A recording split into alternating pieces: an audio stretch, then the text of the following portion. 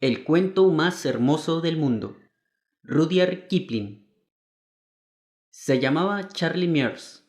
Era hijo único de madre viuda. Vivía en el norte de Londres y venía al centro todos los días, a su empleo en un banco. Tenía 20 años y estaba lleno de aspiraciones. Lo encontré en una sala de billares donde el marcador lo tuteaba. Charlie, un poco nervioso, me dijo que estaba allí como espectador. Le insinué que volviera a su casa. Fue el primer jalón de nuestra amistad. En vez de perder tiempo en las calles con los amigos, solía visitarme de tarde, hablando de sí mismo como corresponde a los jóvenes. No tardó en confiarme sus aspiraciones. Eran literarias. Quería forjarse un nombre inmortal, sobre todo a fuerza de poemas, aunque no desdeñaba cuentos de amor y de muerte a los diamandar ríos de la tarde. Fue mi destino estar inmóvil mientras Charlie Mears leía composiciones de muchos centenares de versos y abultados fragmentos de tragedias que, sin duda, conmoverían el mundo. Mi premio era su confianza total. Las confesiones y problemas de un joven son casi tan sagrados como los de una niña. Charlie nunca se había enamorado, pero deseaba enamorarse en la primera oportunidad. Creía en todas las cosas buenas y en todas las cosas honrosas, pero no dejaba olvidar que era un hombre de mundo, como cualquier empleado de banco que gana 25 chelines por semana. Rimaba amor y dolor, bella y estrella, candorosamente, seguro de la novedad de esas rimas. Tapaba con apresuradas disculpas y descripciones los grandes huecos incómodos de sus tramas y seguía adelante, viendo con tanta claridad lo que pensaba hacer que lo consideraba ya hecho y esperaba mi aplauso. Me parece que su madre no lo alentaba. Sé que su mesa de trabajo era un ángulo del lavabo. Esto me lo contó casi al principio, cuando saqueaba mi biblioteca y poco antes de suplicarme que le dijera la verdad sobre sus esperanzas de escribir algo realmente grande. Usted sabe. Quizá lo alenté demasiado, porque una tarde vino a verme con los ojos llameantes y me dijo trémulo: ¿A usted no le molesta? ¿Puedo quedarme aquí y escribir toda la tarde? No le molestaré, le prometo. En casa de mi madre no tengo dónde escribir. ¿Qué pasa?, pregunté, aunque lo sabía muy bien. Tengo una idea en la cabeza, que puede convertirse en el mejor cuento del mundo. Déjeme escribirlo aquí. Es una idea espléndida. Imposible resistir, le preparé una mesa. Apenas me agradeció y se puso a trabajar enseguida. Durante media hora la pluma corrió sin parar. Charlie suspiró. La pluma corrió más despacio. Las tachaduras se multiplicaron. La escritura cesó. El cuento más hermoso del mundo no quería salir. Ahora parece tan malo, dijo lúgubremente. Sin embargo, era bueno mientras lo pensaba. ¿Dónde está la falla?, le pregunté. No quise desalentarlo con la verdad. Quizá no estés en ánimo de escribir. Sí, pero cuando leo este disparate... Léeme lo que has escrito, le dije. Lo leyó. Era prodigiosamente malo. Se detenía en las frases más ampulosas a la espera de algún aplauso, porque estaba orgulloso de esas frases como es natural. Habría que abreviarlo, sugerí cautelosamente. Odio mutilar lo que escribo. Aquí no se puede cambiar una palabra sin estropear el sentido. Queda mejor leído en voz alta que mientras lo escribía. Charlie, adoleces de una enfermedad alarmante y muy común. Guarda ese manuscrito y revísalo dentro de una semana. Quiero acabarlo enseguida. ¿Qué le parece? ¿Cómo juzgar un cuento a medio escribir? Cuéntame el argumento. Charlie me lo contó. Dijo todas las cosas que su torpeza le había impedido trasladar a la palabra escrita. Lo miré preguntándome si era posible que no percibiera la originalidad, el poder de la idea que le había salido al encuentro. Con ideas infinitamente menos practicables y excelentes se habían infatuado muchos hombres, pero Charlie proseguía serenamente, interrumpiendo la pura corriente de la imaginación con muestras de frases abominables que pensaba emplear. Lo escuché hasta el fin. Era insensato abandonar esa idea a sus manos incapaces cuando yo podía hacer tanto con ella. No todo lo que sería posible hacer, pero muchísimo. ¿Qué le parece?, dijo al fin. Creo que lo titularé La historia de un buque. Me parece que la idea es bastante buena, pero todavía estás lejos de poder aprovecharla. En cambio yo... A usted le serviría. ¿La quiere? Sería un honor para mí, dijo Charlie enseguida. Pocas cosas hay más dulces en este mundo que la inocente, fanática, destemplada y franca admiración de un hombre más joven. Ni siquiera una mujer ciega de amor imita la manera de caminar del hombre que adora, ladea el sombrero como él o intercala en la conversación sus dichos predilectos. Charlie hacía todo eso. Sin embargo, antes de apoderarme de sus ideas, yo quería apaciguar mi conciencia. Hagamos un arreglo. Te daré 5 libras por el argumento, le dije. Instantáneamente, Charlie se convirtió en empleado de banco. Es imposible, entre camaradas, si me permite llamarlo así, y hablando como hombre de mundo, no puedo. Tome el argumento. Si le sirve, tengo muchos otros. Y los tenía, nadie lo sabía mejor que yo, pero eran argumentos ajenos. Míralo como un negocio entre hombres de mundo, repliqué. Con 5 libras puedes comprar una cantidad de libros de versos. Los negocios son los negocios, y puedes estar seguro que no abonaría ese precio si usted lo ve así, dijo Charlie visiblemente impresionado con la idea de los libros. Cerramos el trato con la promesa de que me traería periódicamente todas las ideas que se le ocurrieran. Tendría una mesa para escribir y el incuestionable derecho de infligirme todos sus poemas y fragmentos de poemas. Después le dije, cuéntame, ¿cómo te vino esta idea? Vino sola. Charlie abrió un poco los ojos. Sí, pero me contaste muchas cosas sobre el héroe que tienes que haber leído en alguna parte. No tengo tiempo para leer, salvo cuando usted me deja escribir aquí y los domingos salgo en bicicleta o paso el día entero en el río. ¿Hay algo que falta en el héroe? Cuéntamelo otra vez y lo comprenderé claramente. Dices que el héroe era pirata. ¿Cómo vivía? Estaba en la cubierta de abajo de esa especie de barco del que le hablé. ¿Qué clase de barco? Eran esos que andan con remos y el mar entra por los agujeros de los remos y los hombres reman con el agua hasta la rodilla. Hay un banco entre las 2 filas de remos y un capataz con un látigo camina de una punta a la otra del banco para que trabajen los hombres. ¿Cómo lo sabes? Está en el cuento. Hay una cuerda estirada a la altura de un hombre amarrada a la cubierta de arriba para que se agarre el capataz cuando se mueve el barco.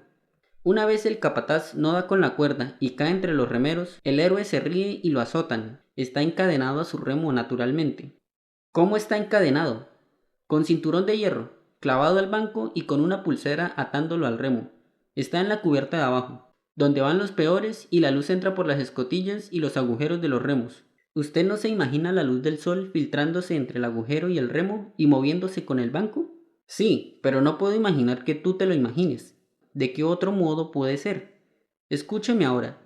Los remos largos de la cubierta de arriba están movidos por 4 hombres en cada banco. Los remos intermedios por 3, los de más abajo por 2. Acuérdese de que en la cubierta inferior no hay ninguna luz y que todos los hombres así se enloquecen. Cuando en esa cubierta muere un remero, no lo tiran por la borda, lo despedazan encadenado y tiran los pedacitos al mar por el agujero del remo. ¿Por qué?, pregunté asombrado, menos por la información que por el tono autoritario de Charlie Mears. Para ahorrar trabajo y para asustar a los compañeros. Se precisan 2 capataces para subir el cuerpo de un hombre a la cubierta, y si dejaran solos a los remeros de la cubierta de abajo, estos no remarían y tratarían de arrancar los bancos, irguiéndose a un tiempo en sus cadenas. Tienes una imaginación muy previsora. ¿Qué has estado leyendo sobre galeotes? Que yo me acuerde, nada. Cuando tengo oportunidad remo un poco, pero tal vez he leído algo, si usted lo dice. Al rato salió en busca de librerías y me pregunté cómo un empleado de banco de 20 años había podido entregarme con prodigia abundancia de pormenores datos con absoluta seguridad. Ese cuento de extravagante y ensangrentada aventura, motín, piratería y muerte en mares sin nombre. Había empujado al héroe por una desesperada odisea, lo había rebelado contra los capataces, le había dado una nave que comandar y después una isla, por ahí en el mar, usted sabe. Y encantado con las modestas 5 libras, había salido a comprar los argumentos de otros hombres para aprender a escribir. Me quedaba el consuelo de saber que su argumento era mío, por derecho de compra, y creía poder aprovecharlo de algún modo. Cuando nos volvimos a ver, estaba ebrio de los muchos poetas que le habían sido revelados. Sus pupilas estaban dilatadas, sus palabras se atropellaban y se envolvía en citas, como un mendigo en la púrpura de los emperadores. Sobre todo, estaba ebrio de Longfellow. ¿No es espléndido? ¿No es soberbio?, me gritó luego de un apresurado saludo. Oiga esto. ¿Quieres saber el secreto del mar?, preguntó el timonel. Solo quienes afrontan sus peligros comprenden su misterio. ¡Demonios! Solo quienes afrontan sus peligros comprenden su misterio, repitió 20 veces caminando de un lado a otro, olvidándome.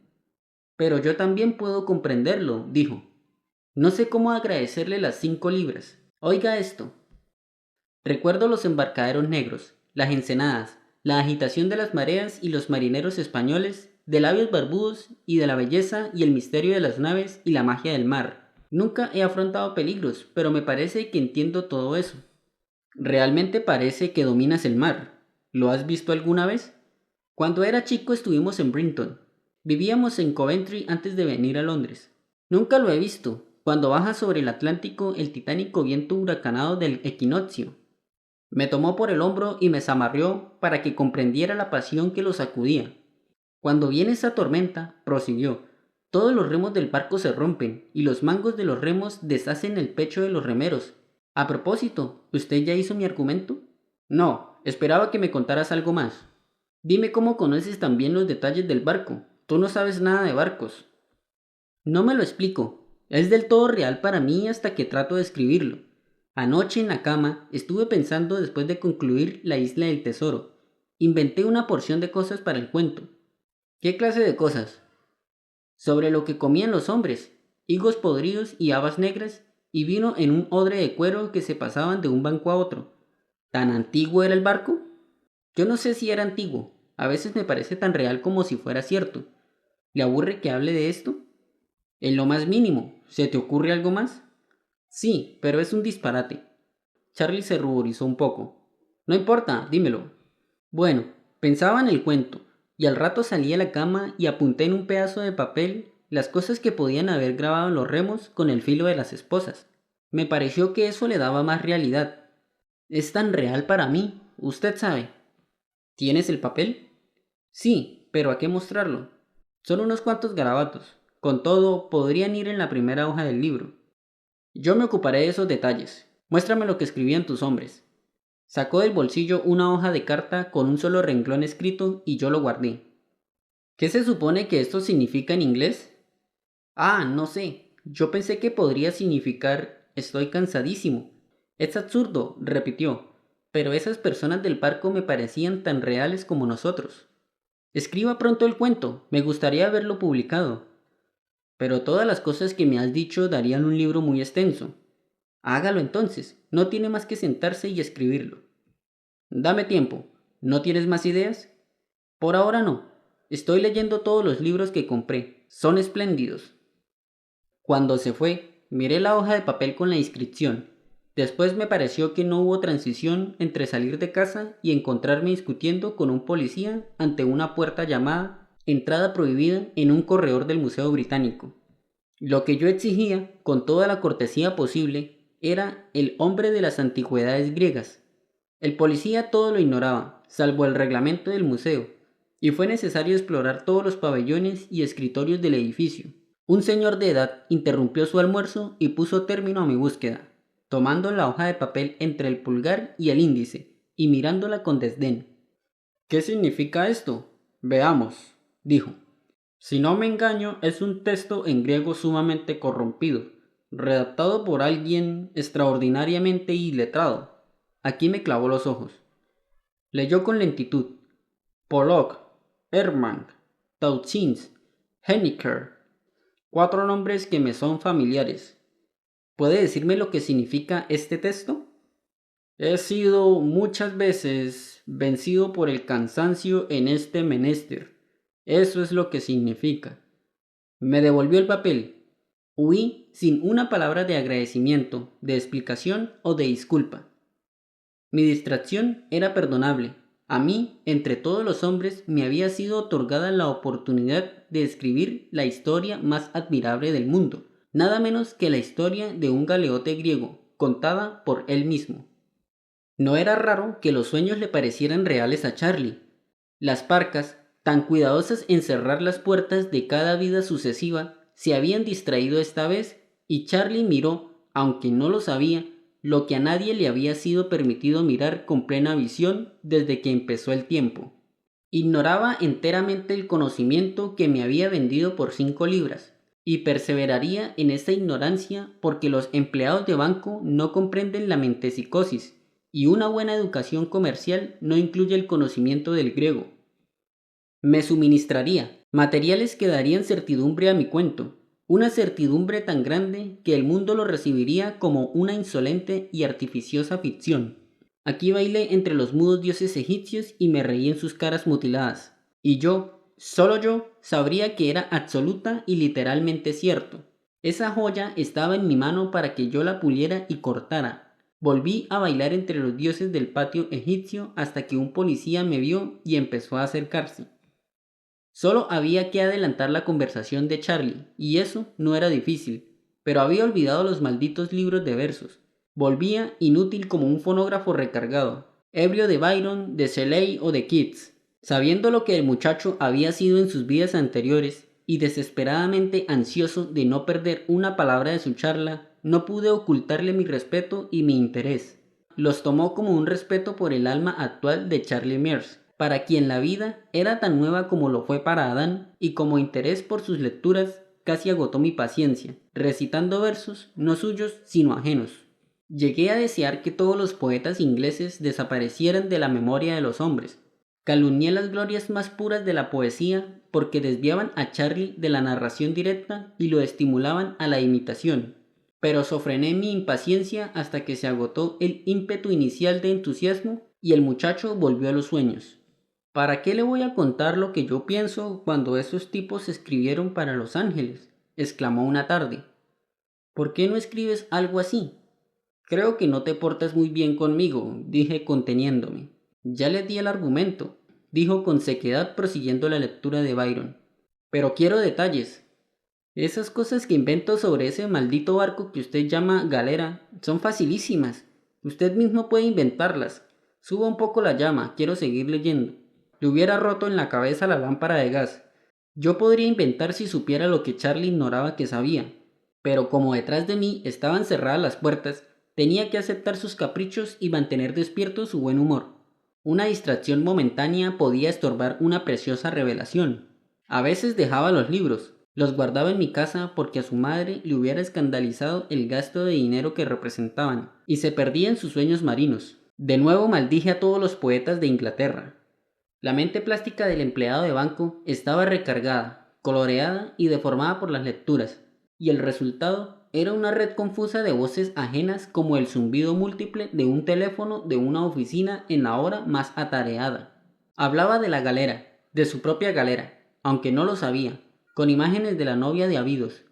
Subrayaba las aventuras del héroe con citas del corsario y agregaba desesperadas y profundas reflexiones morales de Caín y de Manfredo, esperando que yo las aprovechara. Solo cuando hablábamos de Longfellow, esos remolinos se enmudecían, y yo sabía que Charlie decía la verdad tal como la recordaba. ¿Qué te parece esto?, le dije una tarde en cuanto comprendí el ambiente más favorable para su memoria, y antes de que protestara, le leí casi íntegra la saga del rey Olaf. Escuchaba atónito, golpeando con los dedos el respaldo del sofá, hasta que llegué a la canción de Einar Tamberskelver y a la estrofa. Einar, sacando la flecha de la cuerda que ya no tensaba, dijo: «Era Noruega lo que se quebraba bajo tu mano, oh rey». Se estremeció de puro deleite verbal. «¿Es un poco mejor que Byron?», aventuré. «Mejor, es cierto. ¿Cómo lo sabría Longfellow?». Repetí una estrofa anterior. «¿Qué fue eso?», dijo Olaf, erguido en el puente de mando. Oí algo como el estruendo de un barco destrozando el encallar. ¿Cómo podía saber cómo los barcos se destrozan y los remos saltan y hacen shhh contra la costa? Anoche apenas. Pero siga leyendo, por favor. Quiero volver a oír The Scarecrow's Freeze. No, estoy cansado. Hablemos. ¿Qué es lo que sucedió anoche? Tuve un sueño terrible sobre esa galera nuestra. Soñé que me ahogaba en una batalla. Abordamos otro barco en un puerto. El agua estaba muerta, salvo donde la golpean los remos. ¿Usted sabe cuál es mi sitio en la galera? Al principio hablaba con vacilación, bajo un hermoso temor inglés de que se rieran de él. No, es una novedad para mí, respondí humildemente y ya me latía el corazón. El cuarto remo a la derecha a partir de la proa en la cubierta de arriba. Éramos 4 en ese remo, todos encadenados. Me recuerdo mirando el agua y tratando de sacarme las esposas antes de que empezara la pelea. Luego nos arrimamos al otro barco y quedé inmóvil, con los 3 compañeros encima y el remo grande atravesado sobre nuestras espaldas. Y los ojos de Charlie estaban encendidos y vivos. Miraba la pared detrás de mi asiento. No sé cómo peleamos. Los hombres me pisoteaban la espalda y yo estaba quieto. Luego nuestros remeros de la izquierda, atados a sus remos, ya sabe, gritaron y empezaron a remar hacia atrás. Oía el chirrido del agua, giramos como un escarabajo y comprendí, sin necesidad de ver, que una galera iba a embestirnos con el espolón por el lado izquierdo. Apenas pude levantar la cabeza y ver su velamen sobre la borda. Queríamos recibirla con la proa, pero era muy tarde. Solo pudimos girar un poco, porque el barco de la derecha se nos había enganchado y nos detenía. Entonces vino el choque. Los remos de la izquierda se rompieron cuando el otro barco, el que se movía, les metió a la proa. Los remos de la cubierta de abajo reventaron las tablas del piso con el cabo para arriba y uno de ellos vino a caer cerca de mi cabeza. ¿Cómo sucedió eso? La proa de la galera que se movía los empujaba para adentro y había un estruendo ensordecedor en las cubiertas inferiores. El espolón nos agarró por el medio y nos ladeamos, y los hombres de la otra galera desengancharon los garfios y las amarras y tiraron cosas en la cubierta de arriba, flechas, alquitrán ardiendo o algo que quemaba, y nos empinamos más y más por el lado izquierdo, y el derecho se sumergió, y di vuelta la cabeza y vi el agua inmóvil cuando sobrepasó la borda, y luego se curvó y derrumbó sobre nosotros, y recibí el golpe en la espalda y me desperté. Un momento, Charlie. Cuando el mar sobrepasó la borda, ¿qué parecía? Tenía mis razones para preguntarlo. Un conocido mío había naufragado una vez en un mar en calma y había visto el agua horizontal detenerse un segundo antes de caer en la cubierta. Parecía una cuerda de violín, tirante, y parecía durar siglos, dijo Charlie. Precisamente el otro había dicho, parecía un hilo de plata estirado sobre la borda y pensé que nunca iba a romperse. Había pagado con todo, salvo la vida, esa partícula de conocimiento y yo había atravesado 10.000 lenguas para encontrarlo y para escoger ese dato ajeno. Pero Charlie, con sus 25 chelines semanales, con su vida reglamentaria y urbana, lo sabía muy bien. No era consuelo para mí que una vez en sus vidas hubiera tenido que morir para aprenderlo. Yo también debí morir muchas veces, pero detrás de mí, para que no empleara mi conocimiento, habían cerrado las puertas. Y entonces, dije tratando de alejar el demonio de la envidia.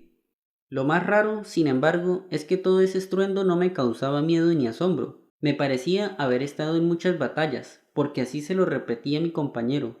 Pero el canalla del capataz no quería desatarnos las cadenas y darnos una oportunidad de salvación. Siempre decía que nos daría la libertad después de una batalla, pero eso nunca sucedía. Nunca. Charlie movió la cabeza tristemente. ¿Qué canalla? No hay duda. Nunca nos daba bastante comida y a veces teníamos tanta sed que bebíamos agua salada. Todavía me queda el gusto en la boca. Cuéntame algo del puerto donde ocurrió el combate. No soñé sobre eso. Sin embargo, sé que era un puerto. Estábamos amarrados a una argolla en una pared blanca y la superficie de la piedra bajo el agua estaba recubierta de madera para que no se astillara nuestro espolón cuando la marea nos amacara. Eso es interesante. El héroe mandaba la galera, ¿no es verdad? Claro que sí. Estaba en la proa y gritaba como un diablo. Fue el hombre que mató al capataz. ¿Pero ustedes se ahogaron todos juntos, Charlie? No acabo de entenderlo, dijo perplejo. Sin duda la galera se hundió con todos los de a bordo, pero me parece que el héroe siguió viviendo. Tal vez se pasó al otro barco. No pude ver eso, naturalmente. Yo estaba muerto. Tuvo un ligero escalofrío y repitió que no podía acordarse de nada más. No insistí, pero para cerciorarme de que ignoraba el funcionamiento del alma, le di la transmigración de Mortimer Collins y le reseñé el argumento. ¡Qué disparate!, dijo con franqueza al cabo de una hora. No comprendo ese enredo sobre el rojo planeta Marte y el rey y todo lo demás. Deme el libro de Longfellow.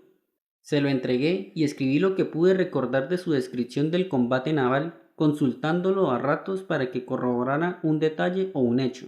Contestaba sin levantar los ojos del libro, seguro, como si todo lo que sabía estuviera impreso en las hojas. Yo le interrogaba en voz baja para no romper la corriente, y sabía que ignoraba lo que decía, porque sus pensamientos estaban en el mar con Longfellow. Charlie, le pregunté, Cuando se amotinaban los remeros de las galeras, cómo mataban a los capataces. Arrancaban los bancos y se los rompían en la cabeza. Eso ocurrió durante una tormenta. Un capataz en la cubierta de abajo se resbaló y cayó entre los remeros. Suavemente lo estrangularon contra el borde con las manos encadenadas. Había demasiada oscuridad para que el otro capataz pudiera ver. Cuando preguntó qué sucedía, lo arrastraron también y lo estrangularon, y los hombres fueron abriéndose camino hacia arriba, cubierta por cubierta, con los pedazos de los bancos rotos colgando y golpeando. ¿Cómo vociferaban? ¿Y qué pasó después? No sé. El héroe se fue, con pelo colorado, barba colorada y todo. Pero antes capturó nuestra galera, me parece. El sonido de mi voz lo irritaba. Hizo un leve ademán con la mano izquierda como si lo molestara una interrupción. No me habías dicho que tenía el pelo colorado o que capturó la galera, dije al cabo de un rato. Charlie no alzó los ojos. Era rojo como un oso rojo, dijo distraído. Venías del norte. Así lo dijeron en la galera cuando pidió remeros, no esclavos. Hombres libres. Después de años y años después, otro barco nos trajo noticias suyas. O él volvió. Sus labios se movían en silencio. Repetía absorto el poema que tenía ante sus ojos. ¿Dónde había ido? Casi lo dije en un susurro para que la frase llegara con suavidad a la sección del cerebro de Charlie que trabajaba para mí. A las playas, las largas y prodigiosas playas, respondió al cabo de un minuto. ¿A Furdustranti? Pregunté temblando de pies a cabeza. Sí, a Furdustranti, pronunció la palabra de un modo nuevo, y vi también, la voz se le apagó. ¿Sabes lo que has dicho? Grité con imprudencia. Levantó los ojos despierto. No, dijo secamente. Déjame leer en paz. Oiga esto. Pero Otere, el viejo capitán, no se detuvo ni se movió hasta que el rey escuchó. Entonces tomó una vez más su pluma y transcribió cada palabra. Y al rey de los sajones, como prueba de la verdad, levantando su noble rostro, extendió su mano curtida y dijo: Observa este colmillo de morsa.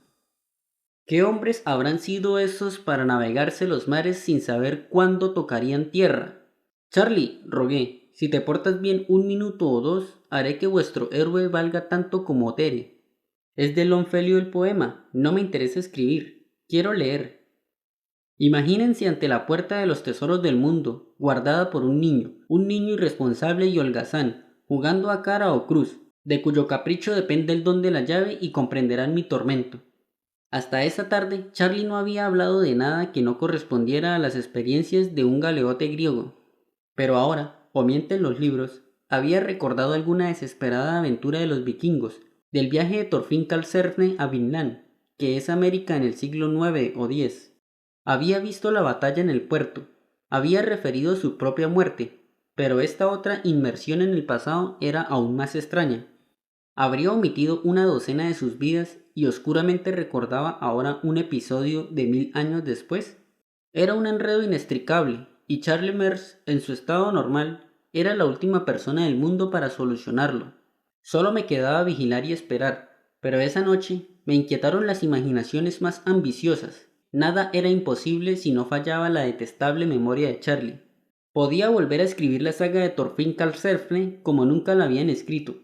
Podía referir la historia del primer descubrimiento de América siendo yo el mismo descubridor. Pero yo estaba a merced de Charlie, y mientras él tuviera a su alcance un ejemplar de clásico para todos, no hablaría.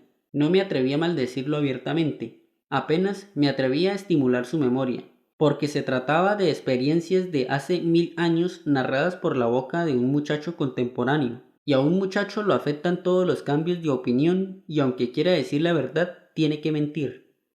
Pasé una semana sin ver a Charlie. Lo encontré en Gracechurch Street, con un libro mayor encadenado a la cintura. Tenía que atravesar el puente de Londres y lo acompañé. Estaba muy orgulloso de ese libro mayor. Nos detuvimos a la mitad del puente para mirar un vapor que descargaba grandes lajas de mármol blanco y amarillo. En una barcaza que pasó junto al vapor, mugió una vaca solitaria. La cara de Charlie se alteró. Ya no era la de un empleado de banco, sino otra, desconocida y más despierta. Estiró el brazo sobre el parapeto del puente y riéndose muy fuerte dijo: Cuando bramaron nuestros toros, los Skrulings huyeron. La barcaza y la vaca habían desaparecido detrás del vapor antes de que yo encontrara palabras. Charlie, ¿qué te imaginas que son Skrulings? La primera vez en la vida que oigo hablar de ellos. Parece el nombre de una nueva clase de gaviotas. ¿Qué preguntas se le ocurren a usted?, contestó. Tengo que verme con el cajero de la compañía de ómnibus. Me espera un rato y almorzamos juntos en algún restaurante. Tengo una idea para un poema. No, gracias, me voy. ¿Estás seguro de que no sabes nada de los Skrulings? No, a menos que esté inscrito en el clásico de Liverpool. Saludó y desapareció entre la gente. Está escrito en la saga de Eric el Rojo o en la de Thorfinn Karlsefne que hace 900 años, cuando las galeras de Karlsefne llegaron a las barracas de Leif, erigidas por este en la desconocida tierra de Markland, era tal vez Roder Island. Los Skrulling, solo Dios sabe quiénes eran. Vinieron a traficar con los vikingos y huyeron porque los aterró el bramido de los toros que Thorfinn había traído en las naves. ¿Pero qué podía saber de esa historia un esclavo griego? Erré por las calles tratando de resolver el misterio, y cuanto más lo consideraba, menos lo entendía. Solo encontré una certidumbre y esa me dejó atónito. Si el porvenir me deparaba algún conocimiento íntegro, no sería el de una de las vidas del alma en el cuerpo de Charlie Mears, sino el de muchas existencias individuales y distintas, vividas en las aguas azules en la mañana del mundo. Examiné después la situación. Me parecía una amarga injusticia que me fallara la memoria de Charlie cuando más la precisaba. A través de la neblina y el humo alcé la mirada. ¿Sabían los señores de la vida y la muerte lo que esto significaba para mí? Eterna fama, conquistada y compartida por uno solo. Me contentaría. Recordando a Clive, mi propia moderación me asombró. Con el mero derecho de escribir un solo cuento, de añadir una pequeña contribución a la literatura frívola de la época. Si a Charlie le permitieran 1 hora, 60 pobres minutos, de perfecta memoria de existencias que habían abarcado 1000 años, yo renunciaría a todo el provecho y la gloria que podría valerme su confesión. No participaría en la agitación que sobrevendría en aquel rincón de la tierra que se llama el mundo. La historia se publicaría anónimamente. Haría creer a otros hombres que ellos la habían escrito. Ellos alquilarían ingleses de cuello duro para que la vociferaran al mundo. Los moralistas fundarían una nueva ética, jurando que habían apartado de los hombres el temor de la muerte. Todos los orientalistas de Europa la apadrinarían verbosamente con textos en pali y sánscrito. Atroces mujeres inventarían impuras variantes de los dogmas que profesarían los hombres para instrucción de sus hermanas. Disputarían las iglesias y sus religiones. Al subir a un ómnibus, preví las polémicas de media docena de sectas, igualmente fieles a la doctrina de la verdadera metempsicosis en sus aplicaciones a la nueva era y el universo, y vi también a los decentes diarios ingleses dispersándose como hacienda espantada ante la perfecta simplicidad de mi cuento. La imaginación recorrió 100, 200, 1000 años de futuro. Vi con pesar que los hombres mutilarían y pervertirían la historia, que las sectas rivales la deformarían hasta que el mundo occidental, aferrado al temor de la muerte y no a la esperanza de la vida, la descartaría como una superstición interesante y se entregaría a alguna fe tan olvidada que pareciera nueva. Entonces modifiqué los términos de mi pacto con los señores de la vida y la muerte, que me dejaran saber, que me dejaran escribir esa historia, con la conciencia de registrar la verdad, y sacrificaría el manuscrito y lo quemaría. 5 minutos después de redactada la última línea, lo quemaría, pero que me dejaran escribirlo con entera confianza. No hubo respuesta. Los violentos colores de un aviso del casino me impresionaron. ¿No convendría poner a Charlie en manos de un hipnotizador? ¿Hablaría de sus vidas pasadas? Pero Charlie se asustaría de la publicidad o ésta lo haría intolerable. Mentiría por vanidad o por miedo. Estaría seguro en mis manos. «Son cómicos ustedes, los ingleses», dijo una voz. Dándome vuelta me encontré con un conocido, un joven bengalí que estudiaba derecho, un tal Grish Chunder, cuyo padre lo había mandado a Inglaterra para educarlo. El viejo era un funcionario hindú jubilado. Con una renta de 5 libras esterlinas al mes, lograba dar a su hijo 200 libras esterlinas al año y plena licencia en una ciudad donde fingía ser un príncipe y contaba cuentos de los brutales burócratas de la India que oprimían a los pobres. Grish Chunder era un joven y obeso bengalí, escrupulosamente vestido de levita y pantalón claro, con sombrero alto y guantes amarillos. pero yo lo había conocido en los días en que el brutal gobierno de la India pagaba sus estudios universitarios y él publicaba artículos sediciosos en el Sachi Durpan y tenía amores con las esposas de sus condiscípulos de 14 años de edad. Eso es muy cómico, dijo señalando el cartel. Voy a Norbrook Club. ¿Quieres venir conmigo? Caminamos juntos un rato. No estás bien, me dijo. ¿Qué te preocupa? Estás silencioso. Grish Chunder, eres demasiado culto para creer en Dios, ¿no es verdad? A que sí, pero cuando vuelva tendré que propiciar las supersticiones populares y cumplir ceremonias de purificación, y mis esposas ungirán ídolos, y adornarán con tulsi y celebrarán el purohik, y te reintegrarán en la casta y otra vez harán de ti libre pensador avanzado, un buen kutri, y comerás comida desi, y todo te gustará, desde el olor del patio hasta el aceite de mostaza en tu cuerpo. Me gustará muchísimo, dijo con franqueza Chris Chandler. Una vez hindú, siempre hindú, pero me gusta saber lo que los ingleses piensan que saben. Te contaré una cosa que un inglés sabe. Para ti es una vieja historia. Empecé a contar en inglés la historia de Charlie, pero Chris Chandler me hizo una pregunta en indostaní y el cuento prosiguió en el idioma que más le convenía. Al fin y al cabo, nunca hubiera podido contarse en inglés.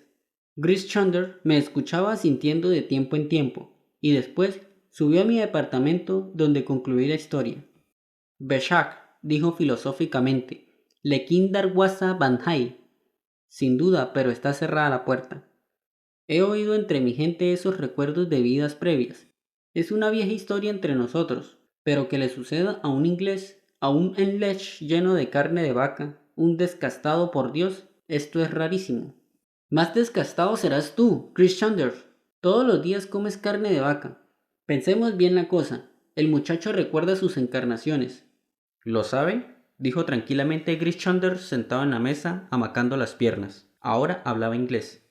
No sabe nada. ¿Acaso te contaría si lo supiera? Sigamos. No hay nada que seguir. Si lo cuentas a tus amigos dirán que estás loco y lo publicarán en los diarios. Supongamos ahora que los acuses por calumnia. No nos metamos en eso ahora. ¿Hay una esperanza de hacerlo hablar? Hay una esperanza, pero si hablara, todo este mundo se derrumbaría en tu cabeza. Tú sabes, esas cosas están prohibidas. La puerta está cerrada. ¿No hay ninguna esperanza? ¿Cómo puede haberla? Eres cristiano y en tus libros está prohibido el fruto del árbol de la vida, o nunca morirías. ¿Cómo van a temer a la muerte si todos saben lo que tu amigo no sabe que sabe?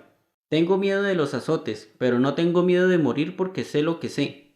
Ustedes no temen a los azotes, pero temen a la muerte. Si no la temieran, ustedes los ingleses se llevarían el mundo por delante en una hora, rompiendo los equilibrios de las potencias y haciendo conmociones. No sería bueno, pero no hay miedo. Se acordará menos y dirá que es un sueño. Luego se le olvidará. Cuando pasé el bachillerato en Calcuta, esto estaba en la crestomatía de Wordsworth arrastrando nubes de gloria. ¿Te acuerdas? Esto parece una excepción. No hay excepciones a las reglas. Unas parecen menos rígidas que otras, pero son iguales. Si tu amigo contara tal y tal cosa, indicando que recordaba todas sus vidas anteriores o una parte de su vida anterior, enseguida lo expulsarían del banco, lo echarían como quien dice a la calle y lo enviarían a un manicomio. Eso lo admitirás, mi querido amigo. Claro que sí, pero no estaba pensando en él. Su nombre no tiene por qué aparecer en la historia. Ah, ya lo veo. Esa historia nunca se escribirá. Puedes probar. Voy a probar. Por tu honra y por el dinero que ganarás, por supuesto. No, por el hecho de escribirla. Palabra de honor. Aún así no podrás. No se juega con los dioses. Ahora es un lindo cuento. No lo toques. Apresúrate. No durará. ¿Qué quieres decir? Lo que digo. Hasta ahora no ha pensado en una mujer. ¿Cómo crees? Recordé algunas de las confidencias de Charlie. Quiero decir que ninguna mujer ha pensado en él. Cuando eso llegue, Bushokia se acabó. Lo sé, hay millones de mujeres aquí, mucamas, por ejemplo. Te besan detrás de la puerta. La sugestión me incomodó. Sin embargo, nada más verosímil. Grish Chandler sonrió. Sí, también hay muchachas lindas, de sangre y no de sangre. Un solo beso que devuelva y recuerde lo sanará de estas locuras. ¿O qué? Recuerda que no sabe que sabe. Lo recuerdo. O si nada sucede, se entregará al comercio y a la especulación financiera, como los demás. Tiene que ser así. No me negarás que tiene que ser así. Pero la mujer vendrá primero, me parece. Golpearon la puerta. Entró Charlie. Le habían dejado la tarde libre en la oficina. Su mirada denunciaba el propósito de una larga conversación y tal vez poemas en los bolsillos. Los poemas de Charlie eran muy fastidiosos, pero a veces lo hacían hablar de la galera. Chris Chandler lo miró agudamente. Disculpe, dijo Charlie, incómodo. No sabía que estabas con visitas. Me voy, dijo Chris Chandler. Me llevó al vestíbulo al despedirse. Este es el hombre, dijo rápidamente. Te repito que nunca contará lo que esperas. Sería muy apto para ver cosas. Podríamos fingir que era un juego. Nunca he visto tan excitado a Chris Chandler. Y hacerle mirar el espejo de tinta en la mano. ¿Qué te parece? Te aseguro que puede ver todo lo que el hombre puede ver. Déjame buscar la tinta y el alcanfor. Es un vidente y nos revelará muchas cosas. Será todo lo que tú dices, pero no voy a entregártelo a tus dioses y a tus demonios. No le hará mal un poco de mareo al despertarse. No será la primera vez que habrá visto muchachos mirar el espejo de tinta. Por eso mismo no quiero volver a verlo. Más vale que te vayas, Chris Chandler. Se fue repitiendo que yo perdía mi única esperanza de interrogar el porvenir. Esto no me importó porque solo me interesaba el pasado y para ello de nada podían servirme muchachos hipnotizados consultando espejos de tinta. ¡Qué negro desagradable!, me dijo Charlie cuando volví. Mire, acabo de escribir un poema. Lo escribí en vez de jugar al dominó después de almorzar. ¿Se lo leo? Lo leeré yo, pero usted no le da la entonación adecuada. Además, cuando usted los lee parece que las rimas estuvieran mal. Léelo en voz alta entonces. Eres como todos los otros. Charlie me declamó su poema. No era muy inferior al término medio de su obra. Había leído sus libros con obediencia, pero le desagradó oír que yo prefería a Longfellow incontaminado de Charlie. Luego recorrimos el manuscrito línea por línea. Charlie esquivaba todas las objeciones y todas las correcciones con esta frase. Sí, tal vez me quede mejor, pero usted no comprende a dónde voy. En eso Charlie se parecía a muchos poetas. En el reverso del papel había unos apuntes a lápiz. ¿Qué es eso?, le pregunté. No son versos ni nada, son unos disparates que escribí anoche, antes de acostarme. Me daba trabajo buscar rimas y lo escribí en verso libre. Aquí están los versos libres de Charlie. Hemos remado para vos cuando el viento estaba contra nosotros y con las velas bajas. ¿Nunca nos soltaréis? Comimos pan y cebollas cuando os apoderáis de ciudades, o corrimos velozmente a bordo cuando el enemigo os rechazaba. Los capitanes caminaban a lo largo de la cubierta cantando cuando hacía un buen tiempo, pero nosotros estábamos abajo. Nos desmayábamos con el mentón sobre los remos y no veíais que estábamos ociosos porque aún sacudíamos el remo, adelante y atrás. ¿Nunca nos soltaréis? La sal volvía a los cabos de los remos ásperos con la piel del tiburón. La sal cortaba nuestras rodillas hasta el hueso. El pelo se nos pegaba a la frente y nuestros labios estaban cortados hasta las encías. Y nos azotabais porque no podíamos remar. ¿Nunca nos soltaréis? Pero dentro de poco tiempo nos iremos por los escobenes como el agua que corre por los remos, y aunque ordenéis a los otros que remen detrás nuestro, nunca nos agarraréis hasta que atrapéis la espuma de los remos y atéis los vientos al hueco de la vela. ¡Ajo! Nunca nos soltaréis. Algo así podrían cantar en la galera, usted sabe. ¿Nunca va a concluir ese cuento y darme parte de las ganancias? Depende de ti. Si desde el principio me hubieras hablado un poco más del héroe, ya estaría concluido. Eres tan impreciso.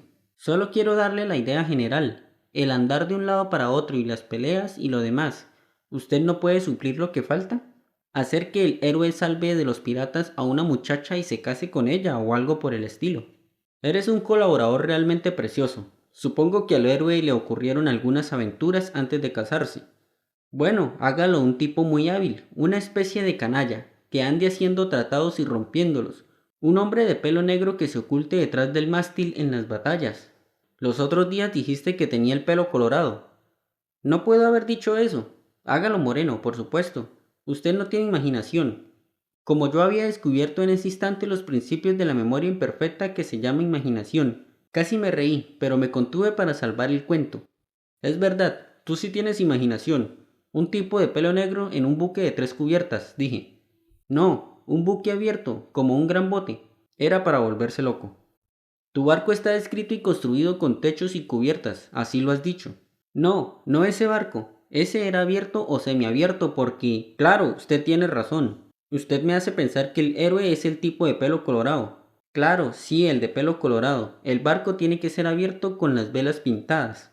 Ahora se acordará. Pensé que ha trabajado en dos galeras, una griega de 3 cubiertas bajo el mando del canalla del pelo negro, otra, un dragón abierto de vikingo bajo el mando del hombre rojo como un oso rojo que arribó en Marclán. El diablo me impulsó a hablar. ¿Por qué claro, Charlie? No sé. ¿Usted se está riendo de mí? La corriente había sido rota. Tomé una libreta y fingí hacer muchos apuntes. Da gusto trabajar con un muchacho imaginativo como tú, dije al rato. Es realmente admirable cómo has definido el carácter del héroe. ¿Le parece? Contestó ruborizándose.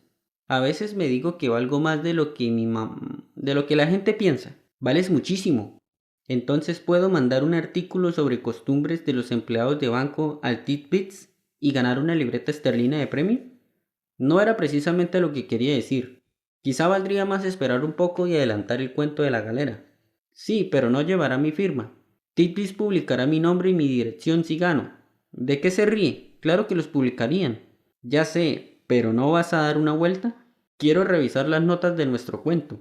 Este vituperable joven que se había ido algo ofendido y desalentado, había sido tal vez remero de Largos e innegablemente esclavo o compañero de Thorfinn Karlsefne.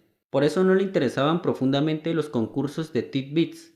Recordando lo que me había dicho Chris Saunders, me reí fuerte. Los señores de la vida y la muerte nunca permitirían que Charlie Mears hablara plenamente de sus pasados, y para completar su revelación yo tendría que recurrir a mis invenciones precarias, mientras él hacía su artículo sobre empleados de banco. Reuní mis notas, las leí. El resultado no era satisfactorio. Volví a releerlas.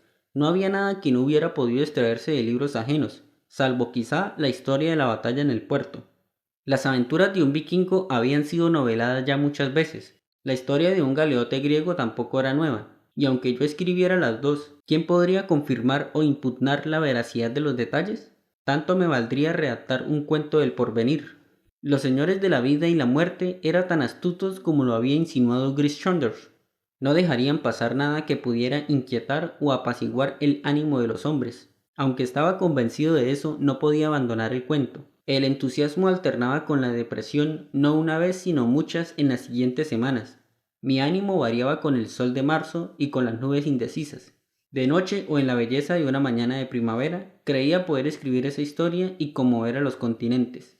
En los atardeceres lluviosos percibí que podría escribirse el cuento, pero no sería otra cosa que una pieza de museo apócrifa con falsa pátina y falsa herrumbre. Entonces maldije a Charlie de muchos modos, aunque la culpa no era suya. Parecía muy atareado en certámenes literarios. Cada semana lo veía menos a medida que la primavera inquietaba la tierra. No le interesaban los libros ni el hablar de ellos y había un nuevo aplomo en su voz.